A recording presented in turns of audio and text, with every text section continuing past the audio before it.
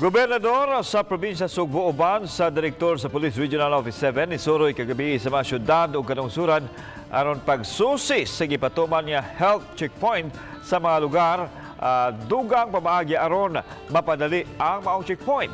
Si Femari Dumabok sa report.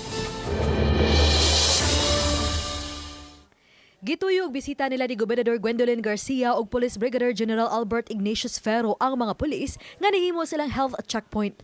Sugod pa lang sa boundary sa Cebu City ug Talisay City, ang mga pasod sa Talisay gipaubo sa checkpoint. Hangtod na sa lungsod sa Minglanilla, City of Naga, San Fernando ug siyudad sa Carcar. Nangapunapurusab si Garcia og mga bottled water ug pagkaon. Sukad pa sa pagpagawas nato sa atong executive orders, daghan ka ito. Securing our airports and our ports ni suportar gyudayon ang atong kapulisan. Sa maong pagsusi, nakakabot og dugang pamaagi si Ferro aron mas mapadali ang health checkpoint. Gawas sa pagpalit og dugang thermal scanner o thermal gun. May plano na kanang lane for motorcycles. The second lane will be for essential trucks, essential vehicles like trucks that are delivering food supplies, and the other will be for just like transport vehicles. Dugang ni Ferro nga pagsugod sa alas 10 sa gabi hangtod sa alas 5 sa kadlawon, muhimog health checkpoint ang kapulisan uban na sa mga disaster team sa matag lokal nga kagamhanan.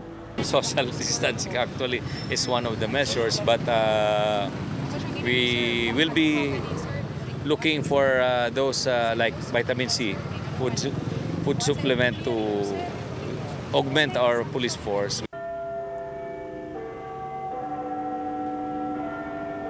Samtang kining naglanog nga tingog sa kampana sa simbahang Katoliko sa siyudad Sinaga, nagpahinumdum nga alas 8 na og sugda na ang curfew ug ang pag-ampo Horacio Imperata.